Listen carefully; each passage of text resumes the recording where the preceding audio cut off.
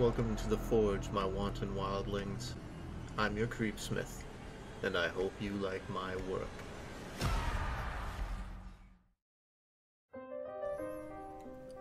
Oh my, oh my. Road trips with loved ones, old structures seemingly abandoned, curiosity and common decency all leading to monstrous encounters. Well, if you're listening to this channel, you know the story by now. Tonight's story, Arizona.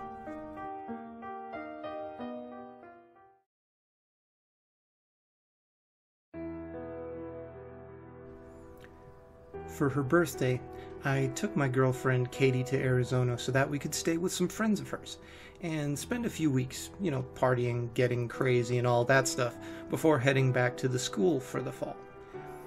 We drove up in my dad's car. It's a really old Ford make and it's pretty beat up. The road there was also bumpy and long, so our butts were starting to hurt.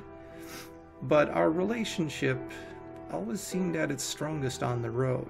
See, we were starting to realize we were really in love. And that was the first time that I'd felt like that. I'd never truly been in love before. We were about halfway there when we realized that we were going to run out of gas long before the nearest petrol station. Katie's head was out the window at the time, sunglasses on in the blistering heat outside. Nothing but the wild desert landscape to be seen in all directions. I, on the other hand, started getting frantic. We hadn't seen another car on the road in almost an hour. What if we broke down out here in the middle of the desert with no food, no water, no one out there to find us? I started mashing the pedal, driven by fear. It was then that we came across a gas station, smack bang in the middle of nowhere, dry, empty nowhere. It was an old, worn-down servo station, long yellow grass blowing in the breeze beneath it. Outside, out front, were two rusted gas pumps. And at first, we didn't know if it was occupied. It just seemed completely lifeless. But as we pulled up, we saw the petrol stains on the dirt, and we were convinced otherwise. Katie started refilling the car, and I went inside to pay and maybe grab some road grub for the rest of the trip. When I first tried to open the door, I noticed it was jammed. This kind of perturbed me, so I looked up at the sign to check, and I was reassured that the store was open, according to the torn sign that hung in between the dull yellow curtains at the door and the window. I pushed harder and, with some effort, got into the shop. Inside, it was totally abandoned. It was left to ruin. Complete aisles full of expired goods lay on the ground. The fridges were smashed and glass coated the floor. Despite the brightness outside, the interior of the gas station was completely dark. It was also bitterly cold. Then there came from behind me this quiet weeping, like that of a child. I felt my heart start to race. It was coming from the back room. I stepped over the smashed glass and twisted metal remnants on the floor, over where the patches of grass had grown through the tiles. I ran my hand along the wall and felt the crisscross of ivy beneath my fingers.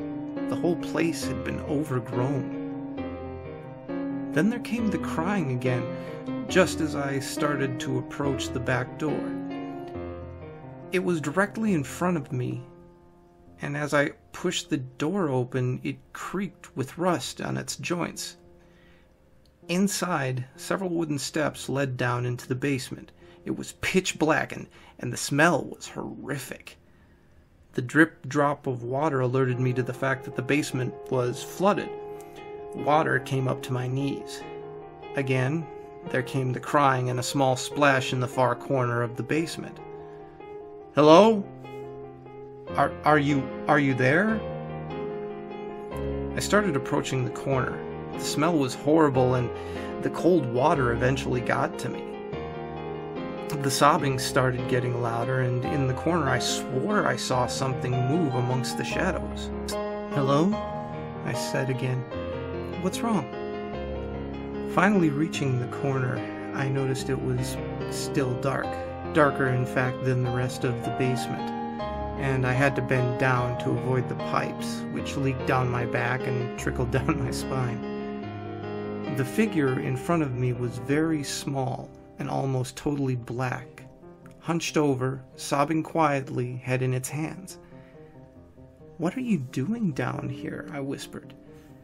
Then it stopped moving completely. It was totally still. All noise seemed to cease, but for the slight dripping of some broken pipe back behind me. I reached out my arm to touch its tiny shoulder, but then it began to slowly turn in my direction. Then, after I saw its face, I remember screaming and swinging my head up, recoiling, cracking it on the pipes up above. The face was as white as a sheet, pale like a hideous moving mask. Its eyes and its mouth were completely black holes, huge and widening even as I looked at them. They were so huge they almost consumed the entire face. As I desperately tried to escape it, it splashed toward me quickly, uncurling its long, thin fingers. It was wailing now, staring into me with its huge black eyes as I scrabbled up the stairs with great difficulty, and I felt my legs begin to give way beneath me. As I reached the door at the top of the stairs, it sprinted out of the water and up the stairs toward me. I slammed the door, flipped the lock, and tore out of that store toward the old fort. Katie began to laugh when she saw me. Jeans wet, trembling, sweat soaking my shirt, but I grabbed her and screamed at her to drive. For about a half hour, I could barely tell her what had happened in the store. When I finally did, she listened and gave me a look of sheer horror. Then she pulled the car to the side of the road and began to cry herself. I asked her what was wrong. Seemingly reluctantly, she told me, "I saw something when you were gone. When you were in the store, I was just putting the pump back when I saw this little girl and a man, her father, I guess. The father stared back at me with blank eyes and a hanging jaw, but the girl, oh God, the girl. She was staring straight at me, grinning this huge smile that just stretched all the way across her face. I couldn't see any hair on her either, and her skin was so dark. Not dark like a black girl, but dark like a shadow. And her smile, it just shone through the window. I convinced myself that it was just a trick of the eye and looked away, but when I looked back, they were gone. In a little while, you came out." By now it was dusk. We had nowhere to stay. We had not traveled nearly as much as we had hoped to that day, and the nearest motel meant going back past the gas station. So we just drove up from the roadside where we were into the clearing, a little ways up the road, where people camp sometimes. It looked like we'd come there the night after a big party. There was broken glass scattered around everywhere, just like back in the store. When we arrived, however, the whole place was empty. After settling down, I tried to reassure Katie that we were okay. I calmed her down, put my arms around her, and she kissed me. As I moved to get closer, she suddenly started screaming like hell itself was at her heels. "It's her! It's her!" she screeched, fumbling to start up the engine. I turned in time to witness a small black face grinning literally ear to ear, with no teeth, no eyes, only darkness inside. It was forcing its way into the car through my open window with its limbs splayed out like an insect. It had way too many of them, and its arms were way too long. The fingers feeling my face were like antennae. We sped off, back down onto the road. Once we were back on the road, nothing seemed right. There were no stars. That's what I noticed first. I was too shaken to think much of it at the time, but there were no clouds that could be blotting them out. There was just the vast night sky, and it was devoid of all light. Then a few minutes after we'd been driving, still sweating and breathing heavy, we passed the gas station. Oh wait, my heart skipped a beat. The gas station was at least half an hour away, back in the opposite direction. All the lights were on, and I saw a door sliding open. As we shot past it, Katie was in such hysterics she found it hard to keep driving. We stopped the car in the middle of the desolate road. I decided that we should switch seats so I could drive because Katie was so scared. She shuffled across from her seat to mine, and I opened the door to get out. As soon as I was outside, the foul stench of that basement overwhelmed me again. I gagged, then vomited down the side of the car. It was then that I noticed the runner. A pale, white thing sprinting toward us through the fog, its limbs practically a blur. I could make out no face. How long it had been following us? I got into the driver's seat as quickly as possible. We tore out again, not talking. I just prayed silently as I drove, and Katie simply whimpered. When we passed the gas station again, the door was open. There were 2 figures standing in the door waiting. We forced ourselves on, both becoming aware of a soft, barely audible weeping in the back seat, but neither of us dared turn around. "Ignore it," I whispered, my trembling hands gripping the steering wheel. Katie was curled in the fetal position, holding her head in her hands, and the wailing began to increase, becoming loud, then extremely loud, ear-piercing, and horrific. I finally ordered myself to end it, and I looked behind me. For a split second, I thought it was the girl in a white dress looking back up at me, but she was gone as soon as she'd appeared. I checked the seats carefully, but there was nothing. In my tiredness and my fear, I completely lost track of the fact that I was driving. I snapped out of it and drove on, and all through the night, Katie was whimpering. I touched her once, but she screamed at the contact, and I never tried again after that. The noises from the back seat started up again, and we passed the gas station twice more. Those people at the door were closer and clearer every single time we did. The finest sliver of red light had begun to settle on the horizon. Now, it was still dark as hell, but at least I was able to see the road ahead of me. Katie'd been silent for quite some time, face concealed under her hands. I decided to check what time it was and didn't have a watch, so I turned on the radio. At first, there was only static. The face of the digital clock was completely black. I fiddled with the dial, trying to change the station, trying to get any signal at all. In between the static, I found only one audible channel. It had a high-pitched buzz in the background. A man was muttering names and numbers under his breath. 29, Lucy, 30, Ada, 31, Katie. I switched back to the static. I knew which name was coming next.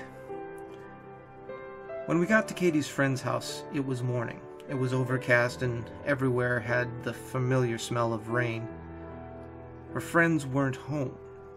Katie's friends lived way out in the country, and of course there was no one else around for about a mile. The grass was climbing the walls outside. Well, how long had they been gone? As soon as we were inside, Katie started whimpering again. I realized that while she'd been silent, she had been biting her lip the whole time. Blood was trickling down her chin, and the skin around her mouth was torn and chewed through. She grabbed the newspaper and some masking tape off of a table and began blocking out the windows. After the night's event, I didn't know whether I'd be insane to join her or to stop her, so I simply watched. She covered the windows, jammed the door, and turned the lights off.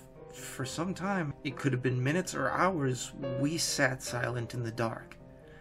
I offered to turn on the television. Katie said nothing, sitting blank in that same fetal position, nearly comatose.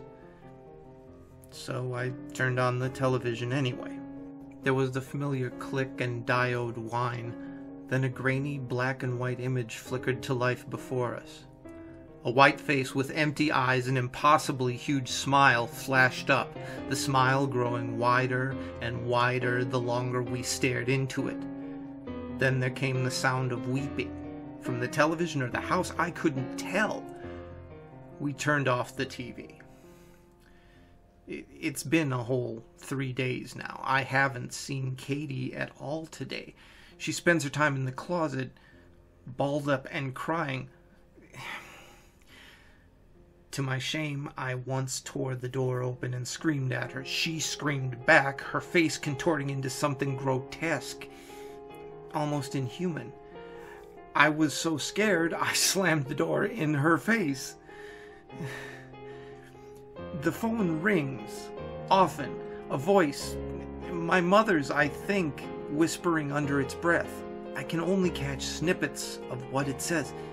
Come back. You're always welcome to come back.